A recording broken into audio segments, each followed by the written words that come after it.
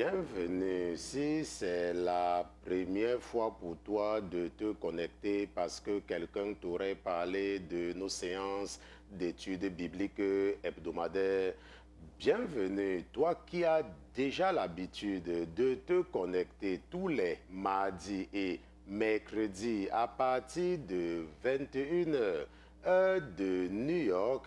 Bienvenue à tous ceux-là qui nous écoutent depuis l'Afrique centrale. Nous saluons ceux qui nous écoutent depuis Yaoundé. Yaoundé qui est la capitale du Cameroun. Le Cameroun, c'est en Afrique centrale. Bienvenue à nos frères et sœurs de N'Djamena. N'Djamena qui est la capitale du Tchad. Je salue également ceux-là qui nous écoutent depuis Bangui. Bangui, qui est la capitale de la République centrafricaine. Bienvenue à nos frères et sœurs de la Guinée équatoriale, du Gabon. Un salut particulier à ceux-là qui se trouvent du côté de Libreville. Nous n'oublions bien sûr pas ceux-là qui sont à Brazzaville, qui est la capitale de l'autre Congo, ou alors nos frères de Kinshasa, qui est la capitale de la République démocratique du Congo.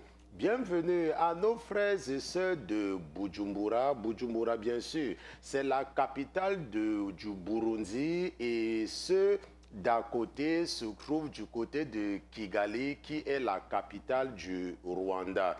Bienvenue à nos frères et sœurs de la mère patrie. La mère patrie, bien sûr, c'est la France. La France, c'est également les départements et les territoires français d'outre-mer. Nous n'oublions pas, bien sûr, nos frères de Haïti. Haïti, où, n'est-ce pas, il y a une forte colonie française. Ça veut dire des gens qui ont le français en commun, comme nous, même comme certains parlent le créole, mais je sais qu'il y a beaucoup d'Haïtiens qui parlent, n'est-ce pas, le français, n'est-ce pas, tout cela c'est le français. Bienvenue à tous les pères de famille, à toutes les mères de famille qui ont pris la bonne résolution d'éduquer spirituellement leurs enfants par ces séances d'études bibliques hebdomadaires. Bienvenue ma soeur, bienvenue mon frère. Je remercie le Seigneur Jésus-Christ pour ta vie. Je remercie le Seigneur Jésus-Christ pour vos vies. Je le remercie d'avoir mis dans vos cœurs de vous intéresser aux choses spirituelles. La parole de Dieu nous enseigne dans la deuxième chronique des rois de Juda, dans 2 Chroniques chapitre 15 verset 15, la parole de Dieu dit: et tout Juda se réjouit de ce serment, parce qu'ils avaient juré de tout leur cœur et qu'ils avaient recherché l'Éternel de leur plein gré, et qu'ils l'avaient trouvé. Et l'Éternel leur donna du repos de tous côtés. La parole de Dieu dit: et tout Juda se réjouit de ce serment. La parole de Dieu dit: parce qu'ils avaient juré de tout leur cœur. La parole de Dieu dit: ils avaient recherché l'Éternel de leur plein gré. La parole de Dieu dit: on ne les avait pas forcés de rechercher l'Éternel. La parole de Dieu dit que parce qu'ils avaient recherché l'Éternel sans qu'on ne les force, ils avaient trouvé l'Éternel. La parole de Dieu dit que, et parce qu'ils avaient trouvé l'Éternel de leur plein gré et de tout leur cœur, l'Éternel les avait donné du repos de tous côtés.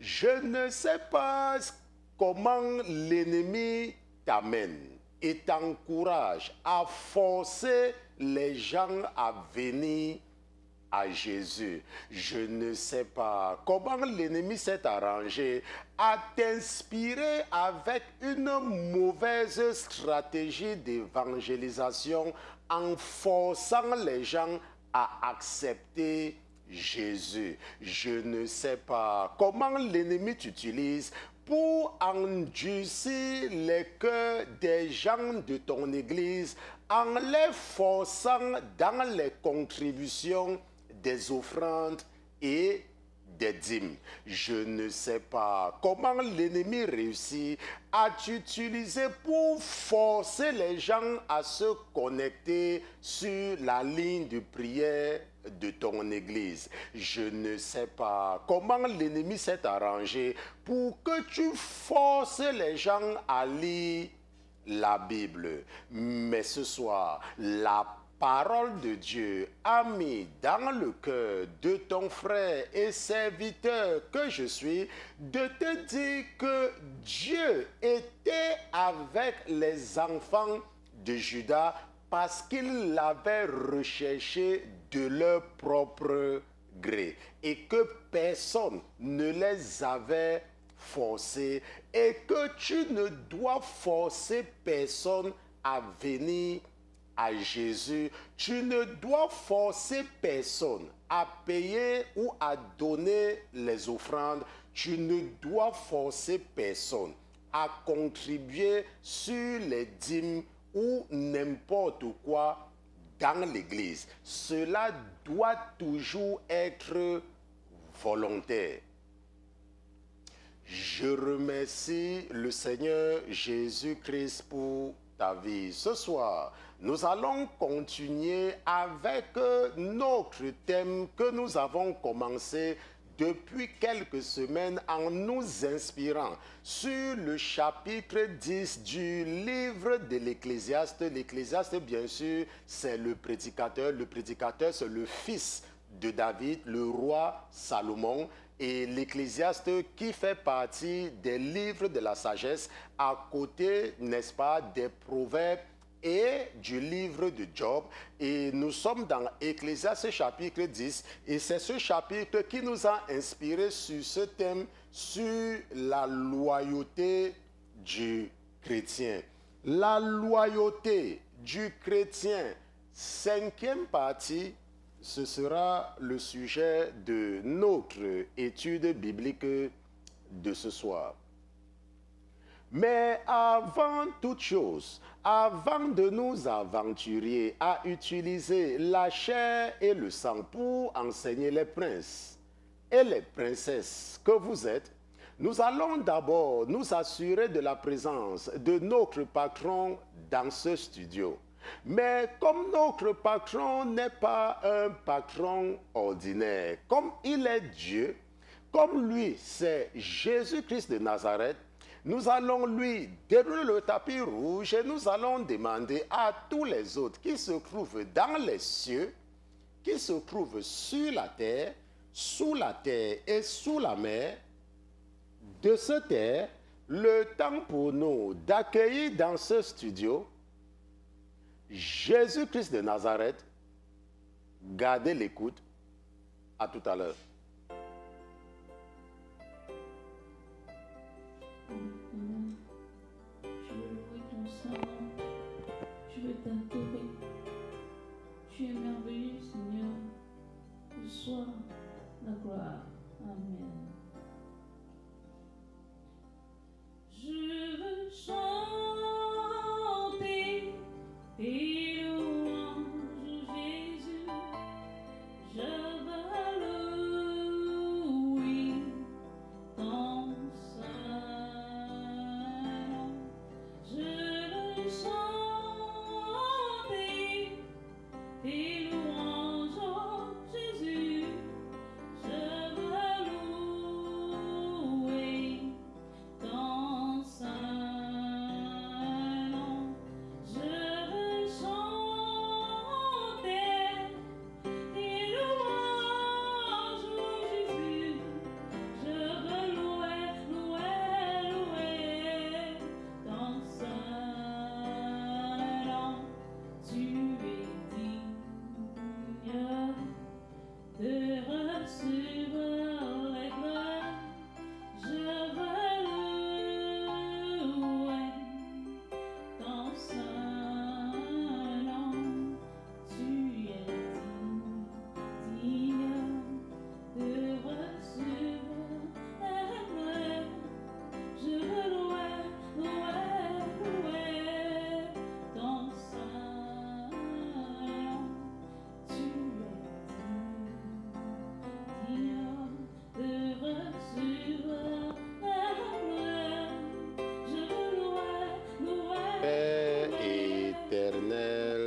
voici de retour en la présence du Dieu de la deuxième chance. Nous voici de retour en la présence du Créateur des cieux et de la terre, du Dieu du monde visible et invisible.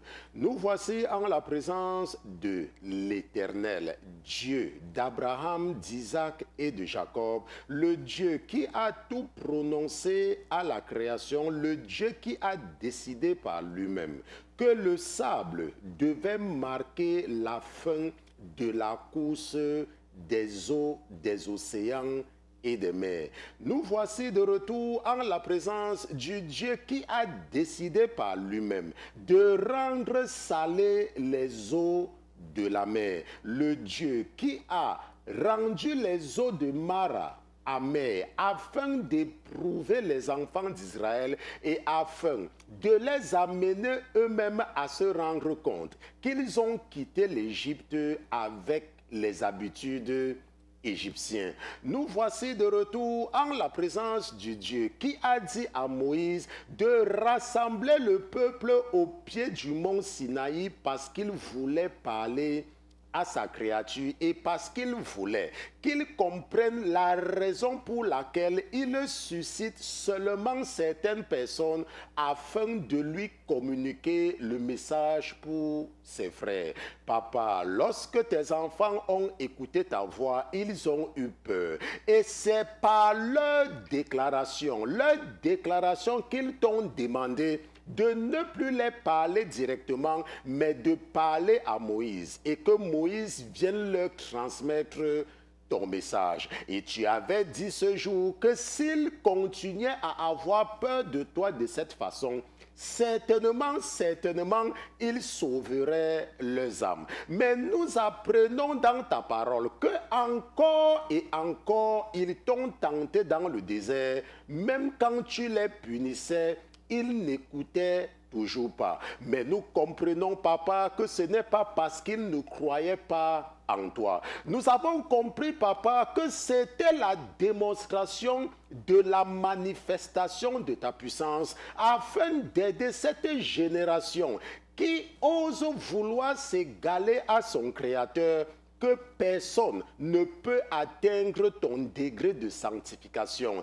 Et c'est sur cette base, papa, que je te supplie ce soir d'avoir pitié des âmes de tes enfants. C'est sur cette base, papa, que je te supplie de ne pas nous imputer nos fautes, parce que s'ils eux à qui tu as parlé face à face n'ont pas pu suivre tes lois et les respecter, Père éternel, combien plus nous qui marchons avec toi par la foi. Je te supplie, papa, d'accepter de la main de ton serviteur ce soir le sacrifice de culpabilité et le sacrifice d'expiation de mes frères et mes sœurs, les princes et les princesses, tes filles et tes fils, qui sont connectés en ce moment parce qu'ils voudraient apprendre davantage de toi. Nous te disons merci de ne jamais mépriser nos rendez-vous de la semaine. C'est au nom de Jésus-Christ que ton serviteur et tes enfants d'une seule voix, nous te disons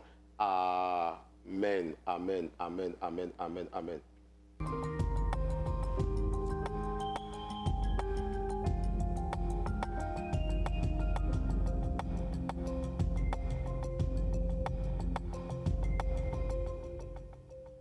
Nous remercions Dieu pour Jésus-Christ, nous remercions Jésus-Christ pour nos vies.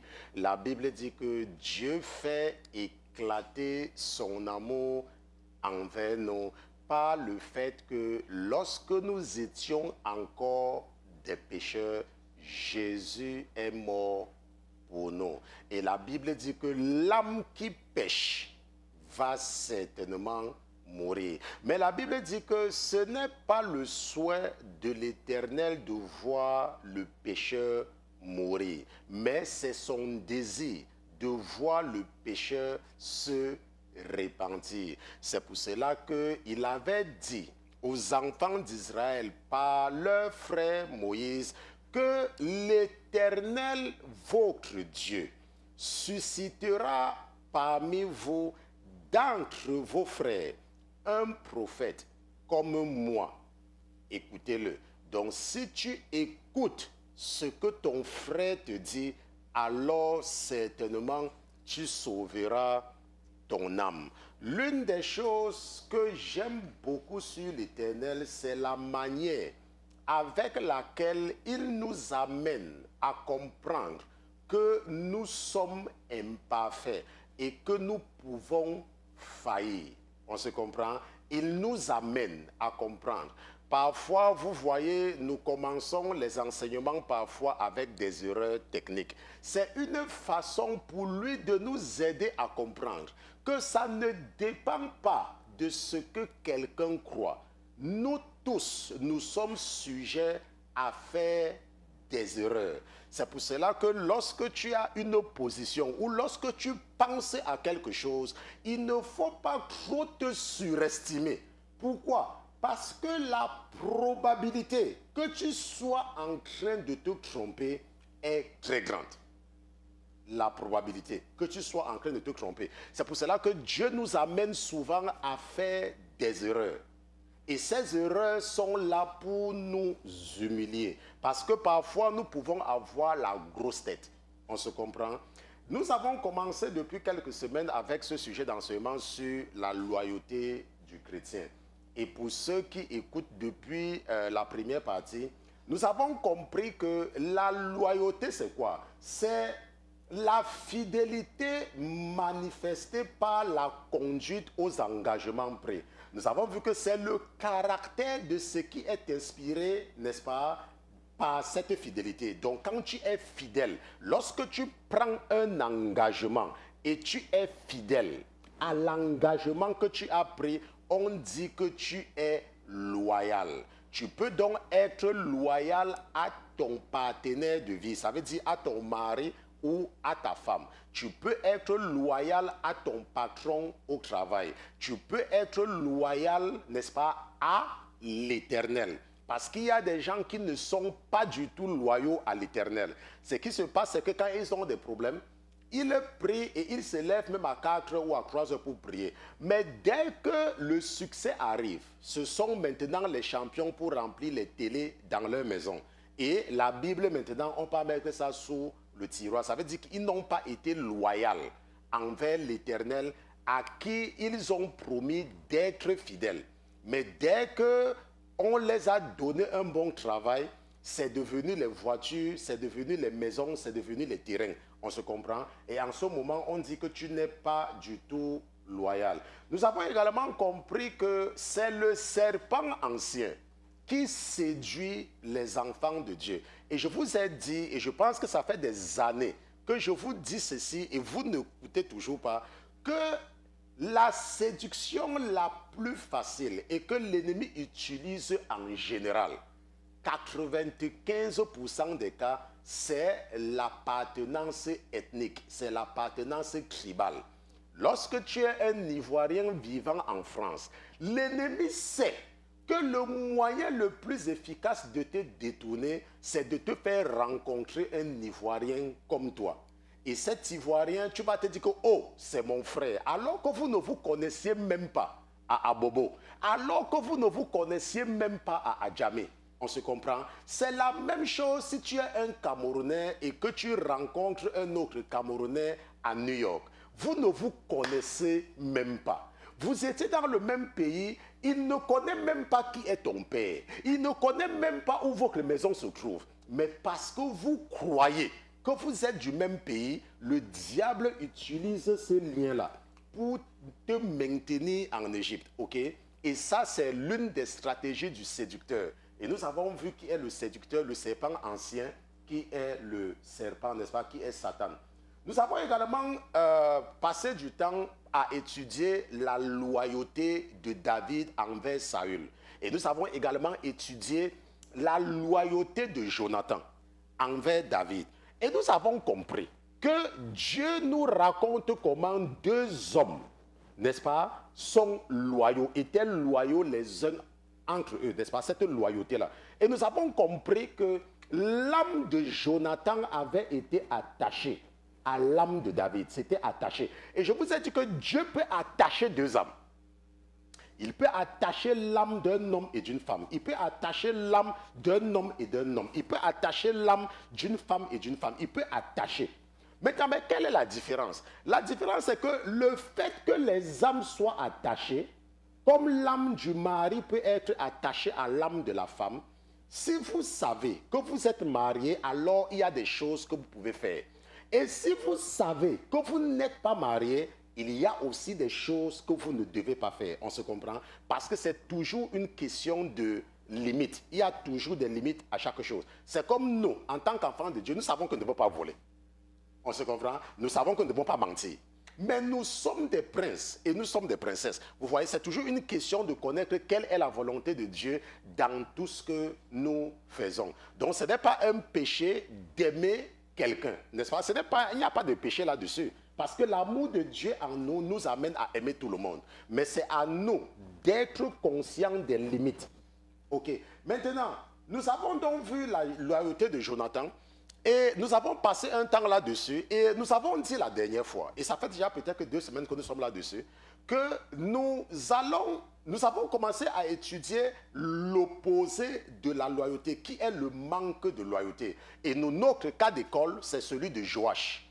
OK? Celui de Joach. Et ce que nous avons fait la dernière fois, c'est que nous avons passé un temps à étudier Jéhu.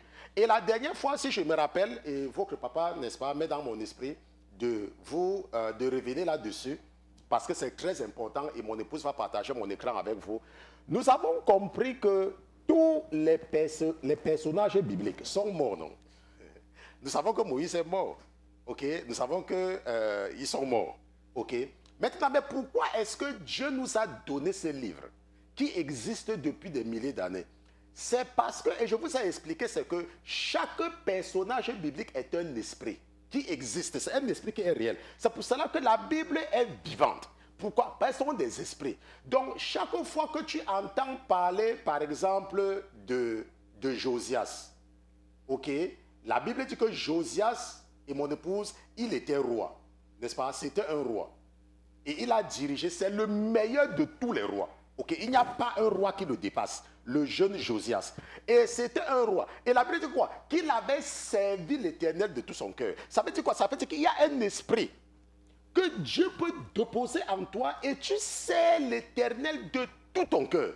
De tout ton cœur. Maintenant, il y a d'autres. Par exemple, le roi Asa, n'est-ce pas? Et par exemple, le roi Manassé. Ok? Maintenant, nous savons qu'il y a eu des mauvais rois. On se comprend? Il y a eu des mauvais rois. Il y a des rois qui ont bien commencé et après ils se sont détournés. Ça veut dire quoi? Ça veut dire que c'est un esprit et cet esprit peut te posséder. Et tu commences bien avec l'Éternel et tu finis mal. Il y a des gens qui commencent bien et ils finissent mal. Maintenant, la dernière fois, nous avons insisté sur quelque chose de très important et nous allons revenir là-dessus ce soir. C'est toujours concernant les esprits. Nous sommes revenus sur l'esprit de Jézabel. Je sais que Jézabel, ça avait S en français ou Z, n'est-ce pas? Et l'esprit de Athalie. N'est-ce pas? Athalie. Maintenant, nous avons vu que Athalie, c'était la fille de Jézabel, n'est-ce pas? C'est sa fille. Et nous savons que le pire de tous les rois dans la Bible, c'est le mari de celle-ci, le mari de Jézabel. Et il s'appelait Achab, le pire de tous les rois. Le roi Achab, c'était le pire de tous les rois. Et nous savons que Athalie, celle-ci là, cet esprit-ci, c'est la seule femme qui a dirigé les enfants d'Israël. C'est la seule femme qui a été roi. Contrairement à la volonté de Dieu, donc Athalie, la seule qui a été reine. Après la mort de son fils, n'est-ce pas? Elle a tué tout le monde et on a réussi à épargner la vie du jeune Joach. Ok? Maintenant, ça veut dire que quoi? Ça veut dire que Athalie, elle est morte, non? Athalie, elle est morte. La Bible dit qu'on l'a tuée. Mais pourquoi nous parlons d'elle? C'est parce qu'elle vit. C'est un esprit. C'est l'esprit d'Athalie. Jézabel, elle est morte. Nous savons qu'on l'a fracassée au sol jusqu'à les chiens ont mangé son corps, n'est-ce pas? Mais c'est un esprit, l'esprit de Jézabel, l'esprit d'Athalie. Maintenant, comment est-ce que tu vas savoir si cet esprit n'a pas une influence sur toi? C'est en étudiant la vie de Jézabel, c'est en étudiant la vie d'Athalie. Et nous savons que ces deux-ci-là sont manifestés par l'esprit de la domination. Ce sont des personnes qui aimaient beaucoup dominer. Est-ce que vous comprenez? C'est pour ça que je vous ai toujours dit que lorsque tu es un chrétien qui aime trop le contrôle, on se comprend, tu dois faire attention à ton âme. Parce que l'esprit de Dieu, ce n'est pas un esprit de contrôle. Dieu n'aime pas nous contrôler. Il aime que nous soyons libres. Libres. Ok, libres. Donc, si tu es par exemple une femme que ton mari finit le travail à 17h, tu veux qu'il soit à la maison à 18h, ton mari est sorti pour aller ici, tu veux machin, il faut te méfier. Ça veut dire que cet esprit a un impact sur toi. Il faut savoir être libre. Je ne parle pas, je parle des femmes ici, mais je parle aussi des hommes. Hein. Parce qu'il y a des hommes. Ils veulent savoir tout ce que les femmes sont en train de faire. Tout ce que ta femme fait. C'est un mauvais esprit. On se comprend? C'est un mauvais esprit. L'esprit de Dieu, c'est un esprit de liberté. On se comprend? C'est un esprit libre. Tu n'as pas besoin de savoir ce que quelqu'un fait à tout moment. Ça te sert à quoi? C'est un esprit de liberté. Et l'esprit de Jézabel, c'est un esprit. Ça veut dire quoi? Ça veut dire que ça peut être dans un homme, comme ça peut être dans une femme. Ce n'est pas seulement que l'esprit de Jézabel est seulement dans les femmes. Ok? C'est vrai que cet esprit se manifeste plus. Ok? L'esprit de la domination. Ça veut dire que si tu es par exemple une femme et tu aimes toujours commander ton mari, c'est un problème. Ça veut dire que tu as un sérieux problème. Même si l'ennemi veut te faire croire que tu es plus intelligent que ton mari ou que tu as un problème. Il faut identifier les esprits. Et Dieu nous raconte comment Jézabel est morte. Attends, donc tu penses que si tu manifestes le caractère de l'esprit de Jézabel, Dieu va t'épargner? Non. Sinon, il sera contre sa parole, mais il ne peut pas. Ok. Bon, maintenant, la dernière fois, nous avons commencé, nous nous sommes arrêtés sur Athalie pendant un temps, même si ce n'était pas long, mais je pense que nous avons compris. Et je vous ai dit qu'aujourd'hui, on devait continuer avec le cas de Joach, n'est-ce pas? Le fils, l'un des fils, n'est-ce pas, de Achazia. Allons ensemble dans la chronique des rois de Juda. Allons un peu dans 2 Chroniques chapitre 23, si je ne me trompe pas. Oui, 2 Chroniques chapitre 23. Et nous allons lire à partir du verset 2 Chroniques chapitre 23, nous allons lire à partir du verset 1. Ok, à partir du verset 1.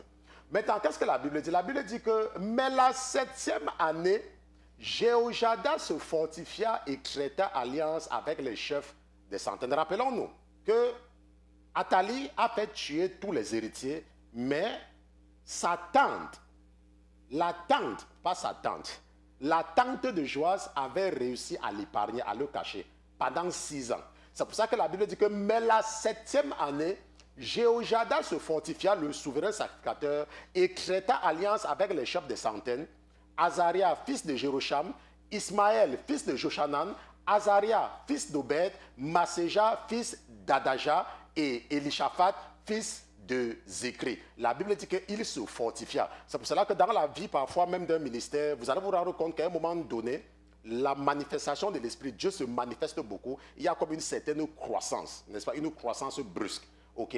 Donc la Bible dit que la 7e année, Jéhoiada va se fortifier. Donc c'est comme l'Esprit de Dieu va le prendre pour qu'il soit, n'est-ce pas? Qu'il prenne des risques. Parce que rappelez-vous qu'il est l'autorité spirituelle, mais il y a Athalie qui règne en tant que règne. Et l'armée est sous ses ordres. Mais cette année-là, à la 7e année, comme je vous ai dit en début d'année, je ne sais pas si c'est la début d'année ou vers la fin de l'année, je vous avais dit que je sais que ce ministère entre, ça c'est notre 7e année, 2014-2021, je vous avais dit que parce que c'est la 7e année, quelque chose va se passer. Je vous avais dit ça. N'est-ce pas? Pourquoi? Parce que Dieu est fidèle à sa parole. Dieu, il est fidèle à sa parole. Ça ne change pas. C'est seulement une question d'avoir la foi. Si Dieu nous dit, nous avons vu dans le verset d'introduction que les enfants de Juda avaient cherché Dieu de tout leur cœur et ils l'avaient trouvé. Et Dieu a dit quoi dans sa parole? Que si quelqu'un le cherche, la personne va le trouver si la personne le cherche de tout son cœur. Donc, si tu cherches Dieu de tout ton cœur, laisse-moi te dire, tu vas certainement le trouver. Maintenant, ça veut dire que quoi chercher Dieu de tout son cœur? Ça veut dire que quoi chercher Dieu de tout son cœur? Il y a des gens qui ont leur bénédiction bloquée parce qu'ils sont chiches. Vous voyez un peu? Ça veut dire que eux, ils servent Dieu avec la bouche. Ce n'est pas de tout leur cœur. Ça veut dire que leur amour, ce n'est que par rapport à leurs intérêts à eux seuls. Vous voyez? Et c'est ça également qui bloque certaines personnes. Votre soeur, par exemple, m'a envoyé, elle me rappelait les gagnants de Agents de poche que le Seigneur a mis dans mon cœur pour encourager les gens en Afrique. OK? Donc, nous encourageons nos frères et sœurs en Afrique pour qu'ils écoutent la parole afin d'être sauvés. Et ils ont l'opportunité de gagner 12 000, 25 $ chaque semaine. 12 500 francs CFA. OK? Chaque semaine. Et je pense que la semaine dernière, c'était même une maman. N'est-ce pas? Elle s'appelle Michel. Maman Michel Akako, n'est-ce pas? Elle est du côté du Bénin, parce que c'est ceux qui sont en Afrique. Et depuis quelques semaines également, nous avons une de nos jeunes sœurs, n'est-ce pas, la sœur Elodie Fopa, du côté du Cameroun, qui a gagné plusieurs fois. Mais maintenant, qu'est-ce que nous avons constaté? Cette jeune fille-ci, là, que vous voyez là, la jeune fille-ci, à chaque fois qu'elle gagne, elle retire la dîme de ce qu'elle a gagné. Je ne sais pas si vous comprenez. À chaque fois qu'elle gagne, elle retire la dîme. Quand on la contacte, que dit que, oh, on a tiré ton nom au sort, elle dit que retirez la dîme et envoyez-moi le reste à chaque fois. Et vous êtes surpris pourquoi c'est la même personne tout le temps? Non, moi, enfin peut-être vous, mais moi, non. Vous voyez, parce qu'il y a des gens qui ne comprennent pas. Il y a des gens qui ne comprennent pas. Ça ne dépend pas de ce que vous allez leur dire. Ils ne comprennent pas seulement. Et je ne serais pas surpris si des choses meilleures arrivent dans sa vie. Je ne serais même pas surpris. On se comprend. Donc, Agent de poche pour nous, c'est notre moyen, n'est-ce pas, d'encourager, n'est-ce pas, nos frères et sœurs qui sont du côté de l'Afrique, n'est-ce pas. Nous leur donnons l'opportunité d'avoir 12 500 francs chaque semaine, parce que tu peux gagner toutes les semaines. Nous, on ne va pas dire que tu as gagné la semaine dernière, tu ne gagnes pas cette semaine, tu peux gagner chaque fois. Et également, je rappelle que chaque fin d'année, nous, dans ce ministère, nous aidons nos frères du côté de l'Afrique. Pas parce que ce sont nos seuls frères. Nous avons des frères en France. Nous avons des frères partout dans le monde. OK? Mais le Saint-Esprit a mis dans mon cœur d'aider les Africains parce que nous savons tous que le degré de pauvreté en Afrique. Et nous finançons donc des projets. Donc, si tu as un projet où tu veux réaliser quelque chose, ce n'est pas nécessaire d'écrire au pasteur. Prépare-toi, prépare ton projet très bien élaboré pour la fin de l'année et soumets ton projet. Si le Seigneur est d'accord, on va tirer ton projet au sort et on va te financer. Okay? Et nous finançons à raison des millions même. Okay? Si c'est ton nom qui est tiré et tu as le projet de 2 millions, 3 millions, tu as tout l'argent. Mais si le Seigneur décide que ça sera 500 000 pour tel, 1 million pour tel, 700 000 pour tel, ok, on partage tout ce qu'on a partagé. C'est pour cela que tous les premiers du mois, nous contribuons, n'est-ce pas, dans ce sens-là. Okay? Donc, quand tu as un projet, prépare ton projet et écris bien ton projet. Parce que nous ne prenons pas les gens qui écrivent les choses à la main. Ok, oh, je veux faire ceci, je veux faire ceci. Tu dois apprendre à présenter un projet en bonne et due forme. Ok, donc c'est un peu cela. Et également, cette année, par exemple, nous sommes en train d'attendre les résultats de la loterie américaine et nous avons joué pour certaines personnes l'année dernière. Et ce que le Seigneur a mis dans mon cœur, c'est que parmi tout cela, s'il y a quelqu'un pour qui nous avons joué et qui gagne à la loterie américaine, nous allons faire le tirage au sort pour financer entièrement son déplacement de l'Afrique. Ok, pour financer complètement son déplacement de l'Afrique. Nous allons le faire, mais ça sera par tirage au sort. Vous voyez que ce ministère, nous faisons beaucoup, mais nous ne pouvons pas, n'est-ce pas, faire plus que nous ne pouvons. Parce que nous faisons sous l'inspiration du Saint-Esprit. Ok, donc il faut seulement prier, n'est-ce pas, que le Seigneur, n'est-ce pas, bénisse quelqu'un parmi nous, et cette personne, si c'est peut-être que 2 personnes qui ont eu, ou 3 personnes, ou 4 personnes, on va encore prendre les 4 noms, on va mettre dans un tirage au sort. La personne que nous tirons, boum, on dit ne te dérange pas. Nous allons t'occuper de ton déplacement, nous allons te fournir toutes les pièces bancaires, l'hébergement et tout, pour que tu viennes aux États-Unis. Maintenant, si tu viens, c'est un ministère qui t'a béni. Ça veut dire que c'est Dieu qui t'a béni. Si tu veux, tu viens, tu continues à servir Dieu. Si tu veux, tu tournes les pieds. Nous, on fait ce qu'on a à faire. Nous, on va recevoir notre bénédiction de toutes les façons. parce qu'on t'a béni. On se comprend? Mais ça sera à toi de servir le Seigneur ou pas. Maintenant, ça c'était une parenthèse. Maintenant, la Bible dit donc que Jéhoiada va se fortifier et il va traiter alliance avec certains chefs de l'armée et avec certains lévites et d'autres sacrificateurs. La Bible dit au verset 2, 2 Chroniques chapitre 23, verset 2, que il fit le tour de Juda, assemblait de toutes les villes de Juda les lévites et les chefs des pères d'Israël et vint à Jérusalem. Et toute l'assemblée traita alliance avec le roi dans la maison de Dieu.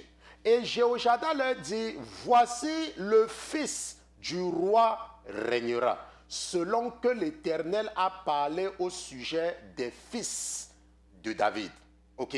Selon que l'Éternel a parlé au sujet des fils de David. Parce que Dieu avait dit à David que il y aura toujours quelqu'un, il y aura toujours un de tes fils. Après toi, ça sera un de tes fils. Après toi, ça sera un de tes fils. Ça veut dire quoi? Ça veut dire que, et ça nous avons vu ça avec le cas de Athalie, qu'une femme ne doit pas diriger le peuple de Dieu. Une femme ne doit pas. J'entends qu'il y a même les femmes qui ont les églises. J'entends même. Moi, j'entends. Je n'ai même pas encore vu. Mais j'entends seulement. Une femme ne doit pas. Maintenant, supposons maintenant que la Bible dise que ce sont les fils de David qui doivent diriger le peuple de Dieu. Maintenant, et toi, tu as lu la Bible, tu as compris. Et tu portes ta tête, tu pars comme ça, comme un lézard, tu pars dans une église où c'est une femme qui dirige. Tu pars donc faire quoi là-bas? Et si ta vie ne change pas, tu vas dire que quoi? Que Dieu ne t'aime pas ou bien c'est toi qui es têtu. Donc c'est un peu ça qu'il faut comprendre. Et nous avons vu avec le cas de Athalie. Maintenant, la Bible dit au verset 4 que voici ce que vous ferez, le tiers de ceux d'entre vous qui entrez en service au sabbat, sacrificateur et lévite gardera les portes d'entrée. Un autre tiers se tiendra dans la maison du roi et un tiers à la porte de Jésus, et tout le peuple sera dans les parvis de la maison de l'Éternel. Que nul n'entre dans la maison de l'Éternel, sinon les sacrificateurs et les lévites de service. Ceux-ci entreront car ils sont consacrés et tout le peuple fera la garde de l'Éternel. Maintenant, ça veut dire que quoi? Ça veut dire que dans le monde spirituel, ce n'est pas tout le monde qui est appelé à faire n'importe quoi. Je vous ai expliqué ça plusieurs fois, qu'il y a une race, ok? Et nous avons vu ça ensemble. Il y a ce qu'on appelle la race des sacrificateurs. C'est une race, la race, n'est-ce pas, de Aaron. C'est une race de sacrificateurs. Et ce n'est que de ces gens-là que l'Éternel accepte quelque chose. Ce n'est que de cette race. C'est une race spirituelle. Quelqu'un m'a posé une question l'autre jour en disant que, oh, pasteur Christian, est-ce que c'est n'importe qui peut baptiser? J'ai dit, c'est comme si tu me demandes, est-ce que c'est n'importe qui peut signer l'acte de naissance d'un enfant? Non. Dans le monde spirituel, c'est toujours une question d'autorité. Quelle est l'autorité que tu as reçue? Attends, quelle est l'autorité que tu as reçue? Est-ce que Dieu t'a parlé? La Bible dit que Saül avait recherché l'Éternel, et l'Éternel ne l'avait pas répondu, ni par l'Urim, ni par le Thurim. Maintenant, Dieu continue à parler même de nos jours. Quel que soit ce que tu dois faire dans le corps de Christ, ça doit toujours être quelque chose que l'Éternel t'a donné de faire. Ça veut dire que tu ne peux pas te lever un matin et commencer à faire quelque chose. Laisse-moi te dire, tu vas faire pendant 1 mois, pendant 2 mois, même pendant 5 ans. Après, ils vont se verser sur toi comme les abeilles. Pourquoi? Parce que tu n'as pas été consacré pour faire le travail que tu fais. Ce que tu fais là, qui t'a dit de faire ça? Ce n'est que ça le plus important dans le monde spirituel. Ce que tu fais là, qui t'a dit de le faire? La Bible dit au verset 36 que nul n'entre dans la maison de l'Éternel, sinon les sacrificateurs et les lévites de service. Ceux-ci entreront car ils sont consacrés, et tout le peuple fera la garde de l'Éternel. La Bible dit, et les lévites environneront le roi de tous côtés, tenant chacun leur arme à la main, et quiconque entrera dans la maison sera mis à mort. Et vous serez avec le roi quand il entrera et quand il sortira. La Bible dit que les Lévites et tout Juda firent donc tout ce que Jéhoiada le sacrificateur avait commandé. Ils prirent chacun leur gens, tant ceux qui entraient en service au sabbat que ceux qui en sortaient. Car Jéhoiada le sacrificateur ne congédia point les classes. Et Jéhoiada le sacrificateur donna au chef des centaines de lances, les boucliers et les rondelles qui provenaient du roi David et qui étaient dans la maison de Dieu. Puis il rangea tout le peuple, chacun tenant ses armes à la main auprès du roi, tout alentour, depuis le côté droit du temple jusqu'au côté gauche du temple, le long de l'autel et du temple. Alors il fit sortir le fils du roi et mit sur lui la couronne et le témoignage. Et il l'établit roi. Et Jéhoiada et ses fils louanirent et dit, vive le roi. La Bible dit que et il l'établit. Et Jéhoiada et ses fils. Et Jéhoiada et ses fils.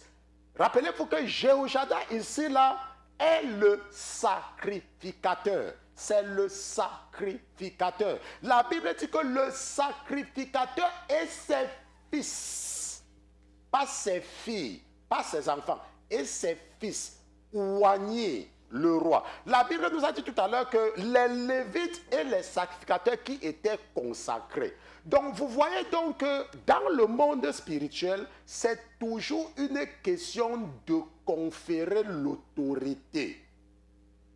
Tu ne peux pas te lever un matin. Un jour, il y a une de vos sœurs que l'ennemi voulait piéger, n'est-ce pas, et a envoyé quelqu'un venir lui demander d'aller faire quelque chose chez elle. Heureusement pour elle, elle était intelligente, elle était sage. Elle m'a demandé, pasteur, je pars. Je lui ai dit que si tu peux me montrer dans la Bible un endroit qui ressemble à ce que tu me demandes, pars. Il faut savoir se limiter à ce que on t'a donné de faire dans les choses spirituelles. Les choses spirituelles, ce n'est pas la blague.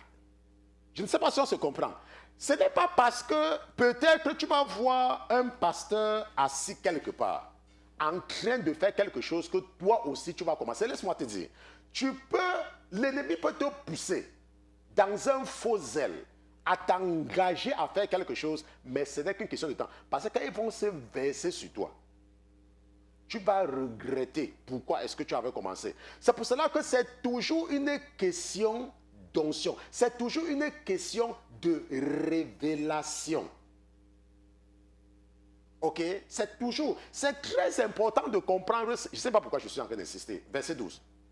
Mais Athalie, entendant le bruit du peuple qui courait et célébrait le roi, vint vers le peuple dans la maison de l'Éternel. Elle regarda et voici le roi était debout près de sa colonne à l'entrée et les capitaines et les trompettes étaient près du roi et tout le peuple du pays était dans la joie et l'on sonnait des trompettes et les chantres avec des instruments de musique dirigeaient les chants de louange. N'est-ce pas? À chaque fois que je lis ceci, c'est là où je comprends, n'est-ce pas, que les histoires qu'on appelle les témoins de Jéhovah, ils disent qu'ils ne chantent pas. N'est-ce pas que là, ce n'est pas bien de chanter, n'est-ce pas? C'est terrible. Et on m'a même dit qu'il y a des gens qui sont témoins de Jéhovah. Vraiment, c'est vraiment intéressant. Alors, Athalie déchira ses vêtements et dit, conspiration, conspiration. Maintenant, arrêtons-nous un peu ici. Athalie a tué. Elle a tué tous les ayants droit. Elle les a tous tués. Elle a tué tous ceux qui étaient les ayants droit. Et elle a usurpé un titre pendant 6 ans. Elle a été reine pendant 6 ans, n'est-ce pas? Sans aucune onction. Personne ne lui a demandé de faire ça. Parce que c'était d'abord contre la loi. Maintenant, l'ayant droit, celui qui a le droit, est maintenant établi et elle dit conspiration. Vous serez surpris que c'est exactement ce que beaucoup de personnes font dans le corps de Christ. Vous serez surpris. Il y a des gens qui font ce qu'on ne leur a pas demandé de faire. On se voit? Ils font ce qu'on ne les a même pas demandé de faire. Et après, ça devient que, oh, attends, ce que tu fais là, qui t'avait demandé de faire ça? Maintenant, tu te plains quand ta vie commence à saccager. Tu te plains à qui? Qui t'avait demandé de faire ce que tu faisais? Maintenant, regardons donc quelqu'un qui a usurpé la reine Athalie. Personne, parce que Dieu précise que Jéhoiada était le sacrificateur et il connaissait bien Athalie. Mais à aucun endroit, la Bible ne nous dit que Jéhoiada l'avait oint pour devenir reine. Jamais. La Bible dit que Jéhoiada et ses fils vont oindre le jeune Joach. Qui l'avait oint? Qui l'avait établi? C'est la même question que je te pose. Qui t'a donné le travail que tu fais? Qui t'a donné? Vous savez comment ça se passe dans le monde spirituel? C'est que lorsque tu t'engages à faire quelque chose sans onction, l'ennemi passe par un esprit séducteur pour venir t'achever. Et parce que tu n'as pas l'onction, parce que tu ne fais pas un travail que Dieu t'a donné, tu vas certainement tomber. C'est pour ça que vous voyez qu'il y a beaucoup de pasteurs, entre guillemets, qui deviennent des escrocs. Ils t'appellent le matin, ils te disent que oh, Dieu m'a dit que tu dois contribuer $500. Quel Dieu? Si quelqu'un t'appelle et il te dit que Dieu a dit que tu dois contribuer $500, il faut lui dire que tu attends aussi la confirmation. Puisque tu n'es pas lui parler seul. Il faut certainement qu'on vienne te confirmer. Ce qui se passe, c'est que un pasteur peut être en train de parler et le Saint-Esprit touche ton cœur. Mais ce n'est pas qu'il t'a dit quelque chose. Touche seulement ton cœur de faire quelque chose. Ce n'est pas qu'un bandit va se lever le matin et il vient te dire que oh, Dieu m'a dit de venir. Ok. On a c'est où dans la Bible? Donc Athalie va venir dire conspiration, conspiration. Maintenant, posons-nous la question, conspiration de quoi? Qui a d'abord fait de toi reine pour commencer? On a conspiré avec toi sur la base de quoi? Bon, maintenant, la Bible dit que et le sacrificateur Jéhoiada fit sortir les chefs des centaines qui commandaient l'armée et leur dit, menez-la hors des rangs et que celui qui la suivra soit mis à mort par l'épée. Car le sacrificateur avait dit, ne la mettez point à mort dans la maison de l'Éternel. Il mit donc la main sur elle et elle revint par l'entrée de la porte des chevaux dans la maison du roi et là, il la fit mourir. Et là, il la fit mourir. Maintenant, ça veut dire que quoi? Ça veut dire que si toi aussi, en tant que femme, tu te comportes de cette façon, ça veut dire que tu domines, ça veut dire que tu diriges le peuple de Dieu. Laisse-moi te dire, c'est la même fin qui t'attend. Et nous savons tous que nous sommes en train de parler des choses spirituelles. N'est-ce pas? Ça, ce sont les choses de l'esprit. Ce sont pas les choses. Puis Jéhoiada, n'est-ce pas? Tout le peuple et le roi firent une alliance pour être le peuple de l'Éternel. Et tout le peuple entra dans la maison de Baal et il a démoli, il brisait ses autels et ses images et il tuait devant les autels Mathan, sacrificateur de Baal. Maintenant, si quelqu'un s'intéresse à lire, n'est-ce pas, ceci jusqu'au verset 21, nous allons voir que c'est Jéhoiada qui va initier et qui va introniser le jeune Joach. Jéhoiada. La Bible dit qu'il va se fortifier la 7e année. L'Esprit de Dieu va le prendre. On se comprend? Et il va prendre quelqu'un qui n'a que 7 ans et va le mettre sur le trône. Ça veut dire quoi? Ça veut dire que c'est Jéhoiada qui a fait de Joach ce qu'il était devenu. C'est Jéhoiada qui a fait de Joach. Est-ce que vous comprenez? Maintenant, ça veut dire quoi? Ça veut dire que nous devons donc voir l'apport. Nous devons voir ce que Jéhoiada a fait pour Joach. Sans Jéhoiada, Joach ne devait jamais être roi. Nous sommes d'accord. Parce que la Bible dit que c'est lui, que Dieu l'a fortifié. Dieu est passé par lui. Maintenant, qu'est-ce que nous apprenons maintenant? Je pense que je me suis arrêté au verset 18, n'est-ce pas? Si nous regardons le verset 18, parce que je ne pense pas que je me suis arrêté là-bas, verset 18, la Bible dit que parce que je dois revenir sur le verset 18. La Bible dit que Jéhoiada remit aussi les fonctions de la maison de l'Éternel entre les mains des sacrificateurs lévites que David avait distribués dans la maison de l'Éternel afin qu'ils offrissent des holocaustes à l'Éternel comme il est écrit dans la loi de Moïse avec joie et avec des cantiques selon les ordonnances de David. La Bible dit que Jéhoiada remit aussi les fonctions de la maison de l'Éternel entre les mains des sacrificateurs lévites que David avait distribués, afin qu'ils offrissent des holocaustes à l'Éternel. Je m'arrête ici seulement pour vous amener à comprendre que, et j'ai dit ça tout à l'heure, n'est-ce pas, dans le monde spirituel, Dieu n'accepte pas de la main de n'importe qui. Est-ce qu'on se comprend? Je ne sais pas si on se comprend. Tu ne peux pas te lever. Prenons par exemple un exemple. La Bible dit par exemple que la dîme, prenons le cas de la dîme.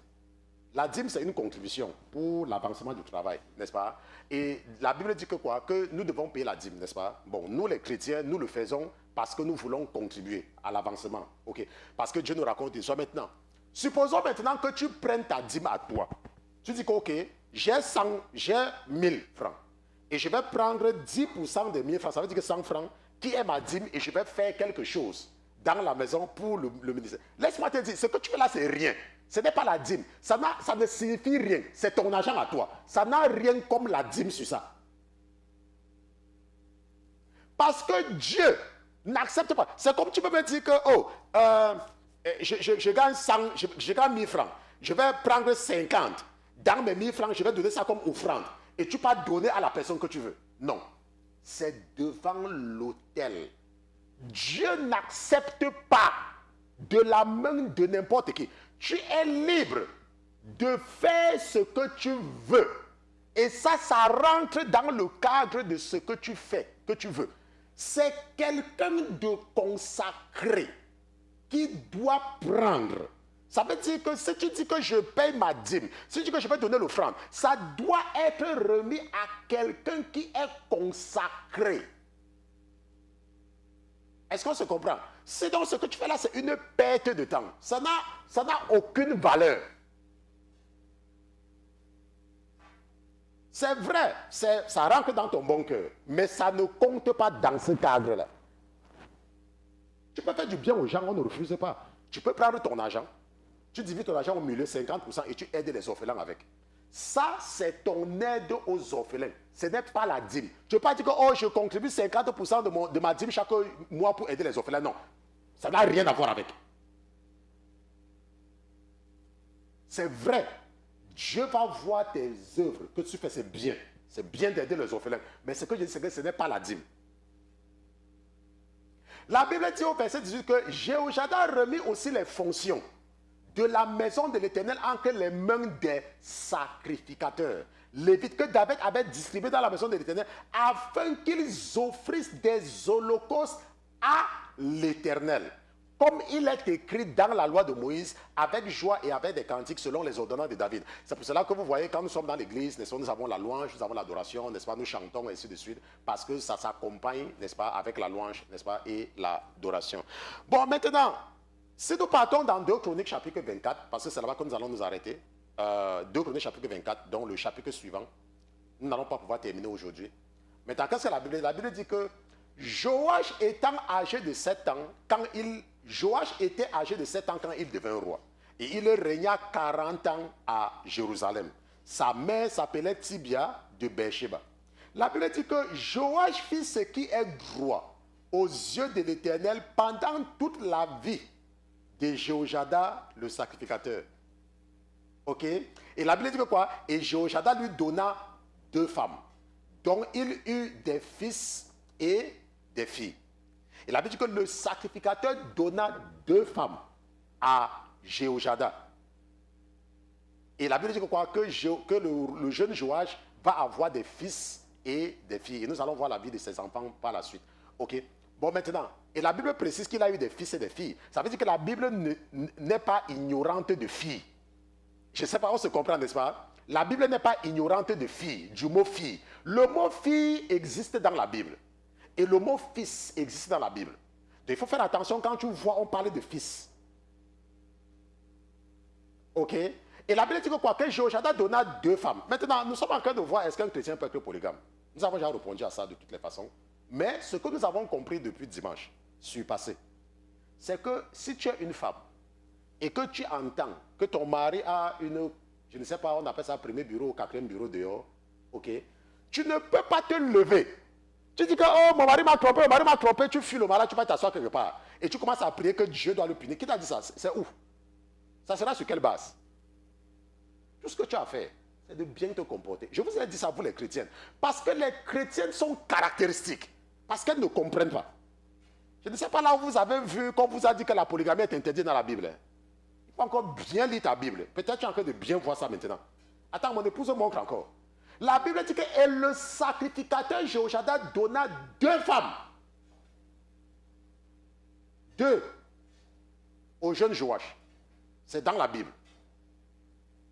Donc ton mari te parle, tu n'écoutes pas. Parce que tu dis que, oh, on a signé monogamie. On a signé monogamie. C'est même monogamie, ça ce sont les hommes. Hein. Ça c'est la loi des hommes. Monogamie là, ça c'est la loi des hommes. Laisse-moi te dire, il n'y a aucune référence biblique où Dieu condamne un homme parce qu'il a 2 femmes. Ça n'existe pas. Tout ce que tu dois faire en tant que femme, je parle aux chrétiennes, comporte-toi bien. Je te dis, comporte-toi seulement bien. Comporte-toi bien de façon que ton mari n'ait même pas envie de désirer quelque chose dehors. Puisqu'on ne peut pas le punir pour ça. Nous avons fait la jurisprudence ce dimanche. Les seuls que la Bible a précisé, ce sont les gens comme nous. On dit que si l'évêque c'est le chef de l'église, celui qui dirige une église, ce n'est que ça. Mais en dehors de ça, comporte-toi bien. Hein. Chaque fois maintenant, quand tu veux soulever tes talons, quand on dit que soumets-toi, tu soulèves tes talons, tu parles à ton mari n'importe comment là. Continue. Tu sais ce qui va se passer. Un jour, quelqu'un m'a envoyé un truc. C'était même une femme qui avait écrit ça. Et elle racontait comment les femmes exagèrent. C'est une femme, hein, c'est une femme. Elle encourage les femmes chrétiennes. Je ne connais même pas son nom, on m'avait seulement envoyé cela. Elle disait aux femmes chrétiennes que, mes sœurs, je vais vous poser une question. L'homme, ton mari, il ne sort pas au travail. Il travaille toute la journée. Et tu es assise à la maison, n'est-ce pas? Ok, maintenant quand il rentre, quand il est en train de rentrer, c'est toi qui l'appelles. Pour dire, oh chérie, en rentrant, va acheter le lait de l'enfant. Quand tu étais assise à la maison depuis le matin, qu'est-ce qui t'empêchait d'aller faire ça? Le pauvre gars, avec sa fatigue, tu penses qu'il va refuser de partir? Il va partir très bien. Mais laisse-moi te dire, et je dis aux femmes, quand tu exagères, au fur et à mesure que tu exagères de la bonté de quelqu'un, son cœur s'endurcit. Et un jour, je dis qu'un jour, tu vas te rendre compte que son cœur va se retourner contre toi. Un jour seulement. Comme tu te dis que, oh, on a signé monogamie, monogamie, je ne sais pas comment on appelle encore ça même, ou bien c'est monogamie, régime matrimonial monogamie. Vous signer monogamie. L'acte de mariage, là, on déchire, non? Il y a les avocats de divorce. Comportez-vous bien. Je parle aux chrétiennes. Parce que vous vous comportez très mal. Les chrétiennes sont des championnes de l'insoumission. Les femmes chrétiennes. Elles n'écoutent personne. Elles veulent seulement faire ce qui passe dans leur tête. Et lorsqu'elles ont alors un mari chrétien, venez voir alors. Elles vont même piétiner la tête du gars là. Parce que le gars, il a peur de Dieu. Comportez-vous. En tout cas, vous n'allez pas dire que le pasteur Christian n'avait pas parlé. Moi, j'ai parlé, tu as écouté. Il ne fallait même pas écouter. Mais comme tu as écouté là, tu as écouté. Nous allons nous arrêter ici pour aujourd'hui. Nous allons continuer, n'est-ce pas, certainement la semaine prochaine. Parce que, comme vous savez, nous sommes en pleine rénovation. Nous sommes en train de travailler. Et je m'arrange, n'est-ce pas, à être en studio une fois par semaine, n'est-ce pas, pour ne pas vous priver de la parole. Donc, nous remercions, n'est-ce pas, le Seigneur qui continue à veiller sur nous, qui continue à nous aider dans notre marche chrétienne. Si c'était la première fois pour toi de nous écouter, nous sommes le ministère chrétien pour la vie de sanctification. Nous sommes basés dans l'État du New Jersey, c'est ici aux États-Unis, dans la ville de Newark. Et notre culte du dimanche, c'est tous les dimanches à partir de 10h, 10h, 12h30. 347, 249, 55, 46, tu as une question, appelle le frère Pierre, ça va t'aider. n'est-ce pas, avec toutes les questions que tu pourras avoir. Nous avons également les prières matinales de 6h30 à 7h de Paris, 5h30 à 6h de New York. Comment se connecter? Télécharge juste l'application gratuite Start Meeting, n'est-ce pas? Et notre code, c'est groupe. Start Meeting, c'est une application qui est gratuite sur Apple Store, Google Play. Tu peux télécharger et puis tu vas partir sur joindre et, n'est-ce pas, on va te demander un code groupe.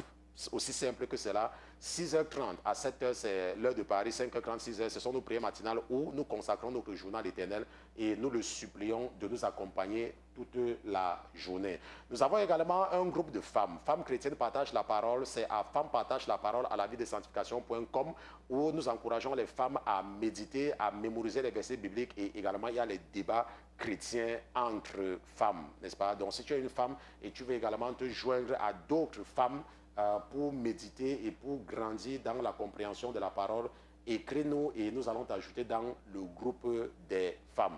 Jeunes pour Jésus-Christ, c'est pour l'édification de la jeunesse chrétienne, c'est à Jeunes pour Jésus-Christ à la vie de sanctification.com, c'est notre groupe de jeunes filles et jeunes garçons, n'est-ce pas? Ça, c'est un groupe général de jeunes, n'est-ce pas? Nous avons un groupe spécial pour les jeunes filles, mais ici, là, les jeunes filles et également les jeunes garçons sont à l'intérieur. Et c'est là où, n'est-ce pas, nous encourageons les jeunes, n'est-ce pas, on les enseigne comment jeûner. Et tous les samedis, d'ailleurs, ils ont une séance de jeûne.